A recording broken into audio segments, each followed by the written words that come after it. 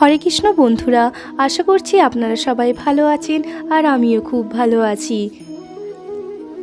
এই মাঝখানে কদিন ভিডিও না দেওয়ার কারণ ছিল শরীর খুবই অসুস্থ হয়ে গিয়েছিল। এখনও কিন্তু খুব একটা সুস্থ নয়, গলার আওয়াজ শুনে নিশ্চয়ই আপনারা বুঝতে পারছেন। তো অনেক দিন গ্যাপ হয়ে যাওয়ার কারণে ভাবলাম বৃন্দাবনে আরও যে ভগবানের নিত্যলীলার স্থানগুলি আমরা দর্শন করেছিলাম সেগুলিও আপনাদের সাথে শেয়ার করার জন্য, আর তাই ভিডিওগুলো আপলোড করলাম। আজকে আমরা বেরিয়ে পড়েছি ভগবান শ্রীকৃষ্ণ এবং শ্রীমতী রাধারানীর আরও কিছু দিব্য লীলাস্থল দর্শনের জন্য। তো প্রথমেই আজকে আমরা যাব কংসের কারাগার, অর্থাৎ ভগবান শ্রীকৃষ্ণের জন্মস্থানে। তো চলুন সেখানেই আমরা প্রথমেই যাব। ভগবান শ্রীকৃষ্ণের জন্মভূমি স্থান দর্শন করার জন্য প্রথমেই পড়বে পোত্রাকুণ্ড। এই পোত্রাকুণ্ড হল ভগবান শ্রীকৃষ্ণ জন্মগ্রহণ করার পর মাতা দেবকী এই কুণ্ডের জলে ভগবান শ্রীকৃষ্ণের সমস্ত বস্ত্র এবং অন্যান্য জিনিসপত্র ধুয়েছিলেন। তো এরপরেই আমরা প্রবেশ করলাম ভগবান শ্রীকৃষ্ণের জন্মভূমি স্থান অর্থাৎ কংসের কারাগারে, কিন্তু সেখানে আমরা ভেতরে কোনো ভিডিও নিতে পারিনি, কারণ মোবাইল এবং অন্যান্য ইলেকট্রনিক্স জিনিস কিন্তু বাইরে জমা দিয়ে যেতে হয়। তো এই হচ্ছে সেই কংসের কারাগারের 1 নম্বর গেট। এই মন্দিরে গমন করার সাথে সাথে কিন্তু হৃদয়ে শান্তি এবং প্রেমের উদয় হয়, এবং ভগবান শ্রীকৃষ্ণের জন্মস্থানটি কিন্তু খুব সুন্দরভাবে বাঁধানো এবং সেটি সবার জন্যই এখনও দর্শনীয়। ঔরঙ্গজেব এই মন্দিরের এক প্রাচীন স্মারককে বিধ্বংস করেন এবং তার অবশেষের দ্বারায় সেখানে তিনি মসজিদ নির্মাণ করেন, এবং যেটা আজও বিদ্যমান আছে। এই কারাগারের দেওয়ালে লাগা পাথরের ওপর শ্রীকৃষ্ণের বাল্যলীলার অনেক সুন্দর সুন্দর ছবি কিন্তু এখনও আছে। এরপরে আমরা বেরিয়ে পড়লাম গোকুলের উদ্দেশ্যে। এই গোকুলেও আবার 2 ধরনের গোকুল আছে, একটি নতুন গোকুল এবং একটি পুরাতন গোকুল বা মহাবন। সেটিও আমরা আজই দর্শন করব, এই ভিডিওতেও সেটি শেয়ার করা আছে। তো আপাতত আমরা এখন যাচ্ছি নতুন গোকুলে। সেখানে টোটো থেকে নামার পরে এক ব্রজবাসী পণ্ডিতের সাথে আমরা দর্শন করতে গেলাম নন্দমহল এবং আরও কিছু স্থান। এই নতুন গোকুলে 3-4 জায়গায় নন্দমহল এবং পুতনা বধের কিন্তু দর্শন করতে পারবেন। তো এটা নিয়ে আমরা সত্যিই কিন্তু প্রচুর কনফিউজড হয়ে গিয়েছিলাম। আর এই ব্রজবাসী পণ্ডিত আমাদের প্রথম নন্দমহলে নিয়ে গিয়ে কিছু পূজাপাঠ করিয়ে গোদান, অন্নদান এরকম নানা রকম সেবার কথা বলছিলেন, যে সেবাগুলো প্রায় 5,000 থেকে 10,000, 15,000 এরকম, এবং সর্বনিম্ন 500 টাকার ছিল। তো আমরা সেখানে 100 টাকা দক্ষিণা দিয়ে সেখান থেকে কিন্তু বেরিয়ে যাই। সমস্ত কিছুই দান বা সেবা সেটা নিজেদের ব্যাপার, আপনারা নিজেদের পছন্দ মতো ইচ্ছে মতো সেবা করতে পারেন। তো এই ব্রজবাসী পণ্ডিতের সাথে আমরা চলে এলাম নন্দবাবাকে ঘরে। আর এরকম নন্দবাবার ঘর এই নতুন গোকুলে কিন্তু 3-4 জায়গায় আছে। তো এই ভবনে প্রথমেই ঢোকার পর দেখতে পেলাম শ্রীকৃষ্ণ ভগবানের কিছু বাল্যলীলা, যেগুলো এভাবে পুতুলের সাহায্যে কিন্তু সাজানো আছে। আর এরই মধ্যে আছে পুতনা বধের লীলা, সেটাও এইভাবে পুতুলের আকারে কিন্তু ওনারা এখানে রেখেছেন। আর এই পুতনা বধের লীলাও কিন্তু এই নন্দভবনের মতো 3-4 জায়গাতেও দর্শন করা যায়, যেটা আমরা নিজেরাই ঘুরতে ঘুরতে পরবর্তীকালে দেখেছিলাম।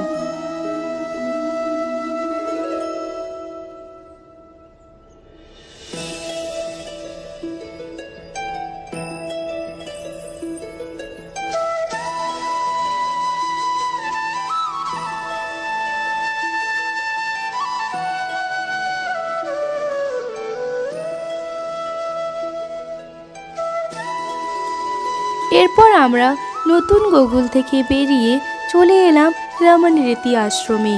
এই আশ্রমটি কিন্তু অতীব সুন্দর, আর এই আশ্রমে চলুন প্রথমে আমরা শ্রী বিগ্রহ দর্শন করে নিই। এখানে শ্রী রমন বিহারী লালজির কিন্তু নিত্য সেবা এবং পূজা হয়ে থাকে। আর এই রমন রীতিতেই কিন্তু ভগবান শ্রীকৃষ্ণ এবং বলরাম গাই চড়ানোর সময় এখানে এসে খেলা করতেন।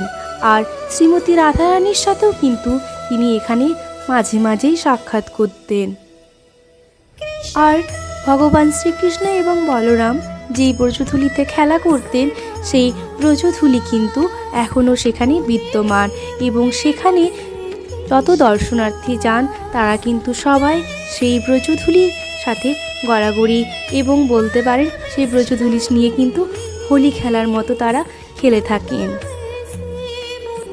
তো আমরাও সেখানে সেই ব্রজধূলি কিন্তু মাথায় নিয়েছি এবং গড়াগড়িও দিয়েছি।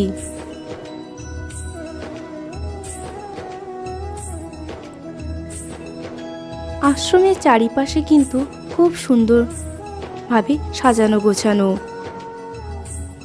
আর এই আশ্রমে কিন্তু ভগবান শ্রী রমন বিহারী লালজির সামনে সবাই নৃত্য পরিবেশন কিন্তু করে থাকেন।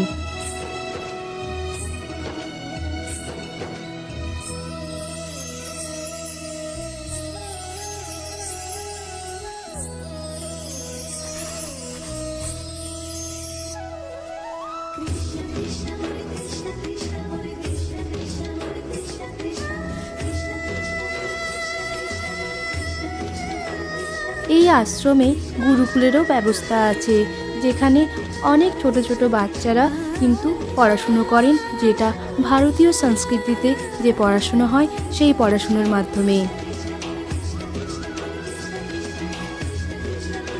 আর আজকে আমরা এই রমন রীতিতেই কিন্তু আশ্রমের প্রসাদ পেয়েছিলাম। সেখানে প্রসাদ পাওয়ার পূর্বে গীতার ৫ম অধ্যায় পাঠ হয় এবং তারপরেই আমরা সবাই প্রসাদ গ্রহণ করি। তো এখন সেই ব্রজধূলি দর্শনের জন্য আমরা যাচ্ছি। আমাদের সাথে সাথে আপনারাও সেই ব্রজধূলি দর্শন করুন এবং প্রথমেই ভগবান শ্রীকৃষ্ণ এবং শ্রীমতী রাধারানীকে প্রণাম নিবেদন করলাম।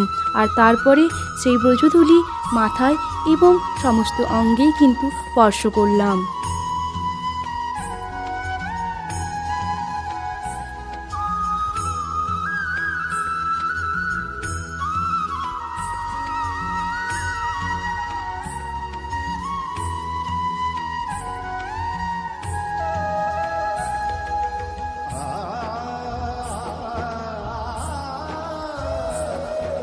তো এভাবেই ওখানে সবাই কিন্তু এভাবে ব্রজধূলি নিয়ে খেলে থাকেন। আর এই রমন রীতিতেই ব্রজধূলি দিয়ে সবাই ঘর বানিয়ে আসেন আর ভগবানের কাছে প্রার্থনা করেন যাতে এই ব্রজধামে যেন বাস হয়। সেটা যদি লতাগুল্ম হিসেবে হয় তাতেও কিন্তু জীবন ধন্য হয়ে যাবে।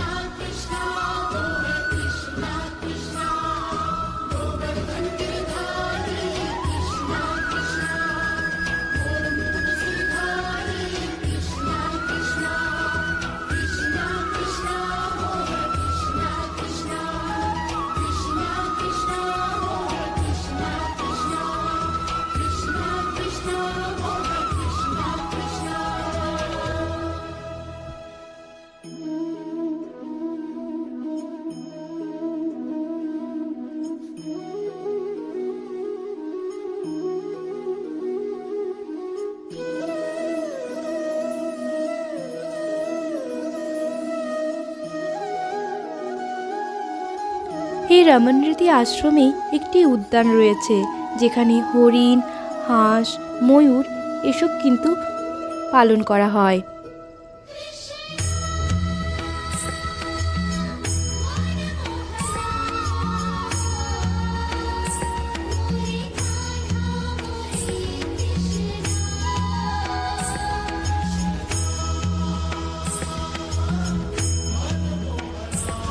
এরপর আমরা রামায়ণী থেকে বেরিয়ে চলে গেলাম পুরাতন গোকুল বা মহাবনের উদ্দেশ্যে।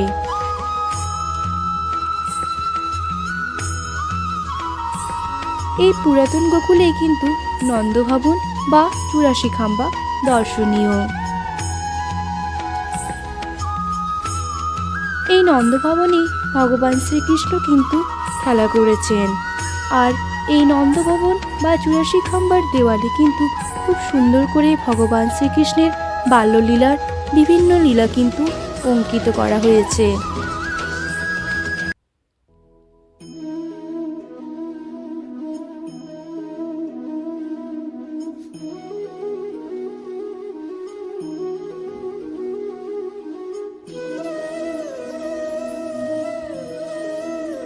আর এখানেই ভগবান শ্রীকৃষ্ণ মা যশোদার সাথে দামোদর লীলা করেছিলেন। আর এই সেই হচ্ছে প্রাচীন উলুখোয়াল, যেখানে ভগবান শ্রীকৃষ্ণকে মা যশোদা সেই উলুখোয়ালের সাহায্যে দড়ি দিয়ে বেঁধে রেখেছিলেন। তো আমাদের সাথে সাথে আপনারাও সেই উলুখোয়াল দর্শন করে নিন।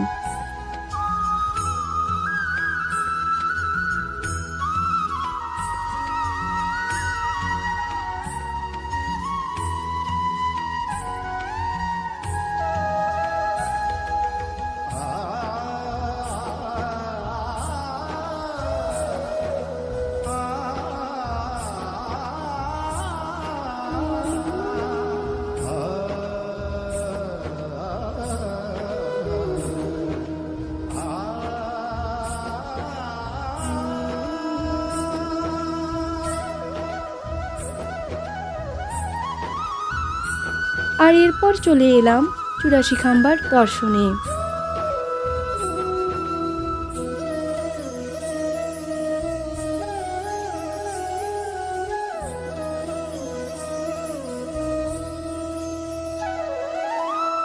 এখানে অনেক ভক্তরা তাদের নিজ নিজ মনস্কামনার জন্য এরকম করে দড়ি বেঁধে থাকেন।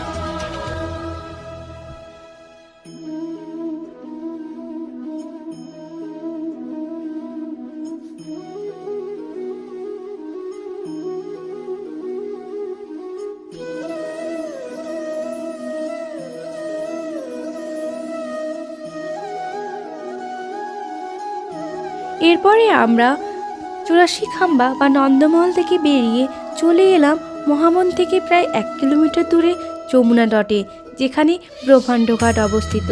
আর এই স্থানেই ভগবান শ্রীকৃষ্ণ সখাগণের সাথে খেলা করার সময় মাটি খেয়েছিলেন। আর শ্রীকৃষ্ণ ভগবান মাটি খেলে তার সখাগণ সেটা দর্শন করে এবং মা যশোদার নিকট বলেন যে তার গোপাল আজ মাটি খেয়েছে। তখন মা যশোদা গোপালকে শাসন করতে থাকেন এবং বলেন, তুমি কেন মাটি খেয়েছো? আমার ঘরে কি ননি মাখনের অভাব যে তুমি মাটি খেয়েছো? তখন ভগবান শ্রীকৃষ্ণ মাতাকে বললেন, না মাতা, আমি মাটি খাইনি। যদি বিশ্বাস না হয় তবে তুমি আমার মুখ দেখতে পারো। আর সেই বলতে বলতেই তখন মা বললেন, ঠিক আছে, তাহলে তুমি হাঁ করো। তো যখন ভগবান শ্রীকৃষ্ণ হাঁ করলেন তখন মাতা যশোদা দেখলেন শ্রীকৃষ্ণের মুখের মধ্যে দেখলেন বিশ্ব ব্রহ্মাণ্ড। আর সেই জন্যই এই স্থানের নাম ব্রহ্মাণ্ড ঘাট।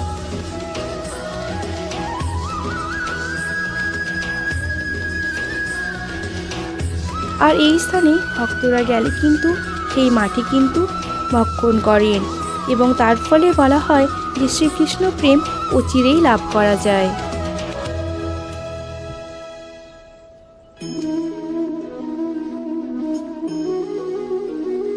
এরপর আমরা ব্রহ্মাণ্ড ঘাট থেকে বেরিয়ে তার ঠিক ১ কিলোমিটার দূরেই অবস্থিত চিন্তাহরণ ঘাট আর তার পাশেই চিন্তাহরণ মহাদেব কিন্তু রয়েছেন।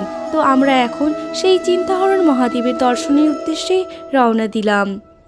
চিন্তাহরণ কথাটি শুনেই বুঝতে পারছেন, অর্থাৎ যিনি সমস্ত চিন্তা হরণ করেন বা দূর করেন। মা যশোদা যখন ভগবান শ্রীকৃষ্ণের মুখে বিশ্ব ব্রহ্মাণ্ড দেখে অবাক হয়ে গিয়েছিলেন, তখন তিনি এর সাথে সাথে অতীব চিন্তিত হয়ে পড়েন। তো সেই জন্য তিনি এই চিন্তাহরণ মহাদেবের কাছে যমুনার জল নিয়ে মহাদেবের মাথায় অভিষেক করেন এবং তিনি প্রার্থনা জানান তার গোপালকে যেন তিনি রক্ষা করেন। তো সেই থেকেই এই ঘাটের নাম কিন্তু চিন্তাহরণ ঘাট এবং এই মহাদেবকে ব্রজবাসীরা চিন্তাহরণ মহাদেব হিসেবে পুজো করে থাকেন। এরপর আমরা মহাদেবের দর্শন করে তারপর বেরিয়ে পড়লাম রাভেলের উদ্দেশ্যে। এই সেই রাভেল যেখানে শ্রীমতী রাধারানীর আবির্ভাব স্থান। তো আমরা এখন সেই রাভেলের উদ্দেশ্যে রওনা দিয়েছি। আর এটা হচ্ছে রাধারানীর বাগিচা, যেখানে শ্রীমতী রাধারানী তার সখীগণের সাথে খেলা করতেন। আর এখানে মাতা কীর্তিদা সুন্দরী এই যে মন্দিরটি দেখতে পাচ্ছেন, সেখানে রাধারানীকে দোল খাওয়াতেন। আর এই সেই বৃক্ষটিকে ভালোভাবে লক্ষ্য করলে বুঝতে পারবেন একটি শ্যামবর্ণ এবং একটি সাদা। তো যেটি শ্যামবর্ণ সেটিকে এখানে রাভেলবাসীরা বা ব্রজবাসীরা শ্রীকৃষ্ণ রূপে, এবং যেটি সাদা সেটিকে রাধারানী রূপে কিন্তু পুজো করে থাকেন। আর এই রাভেলেই কিন্তু রাধারানীকে একদম বাল্য রূপে দর্শন করতে পারবেন। এখানে শ্রীমতী রাধারানী হামাগুড়ি দিয়ে কিন্তু আছেন এবং সেটা কিন্তু এই রাভেলে এলে কিন্তু দর্শন পাওয়া যায়। তো আপনারা যদি বৃন্দাবনে এসে থাকেন ভবিষ্যতে, তাহলে এই দর্শনীয় স্থানগুলি চেষ্টা করবেন অবশ্যই দর্শন করার। এখন বৃন্দাবনেই আমরা যখন ছিলাম তখন দেখছিলাম সবাই এই দুদিনের মতো আসছে আর আশেপাশের কিছু মন্দির দর্শন করেই কিন্তু চলে যাচ্ছে। এগুলো যে দর্শনীয় স্থানগুলো বললাম আজকে, সেগুলো একটু ভেতরে হওয়ার জন্য হয়তো অনেকে না জেনেও থাকেন, তো সেই জন্য তারা দর্শন করতে পারেন না। তো আপনারা যদি আসেন তাহলে চেষ্টা করবেন অবশ্যই এই স্থানগুলো নিজ চোখে দর্শন করার জন্য। তো আপনাদের যদি এই ভিডিওটি ভালো লেগে থাকে তাহলে অবশ্যই আমার চ্যানেলটিকে সাবস্ক্রাইব করবেন এবং লাইক শেয়ার কমেন্ট করবেন, আর ফেসবুক ও পেজটিকে ফলো করবেন। হরে কৃষ্ণ বন্ধুরা, ধন্যবাদ। সুস্থ থাকবেন, ভালো থাকবেন।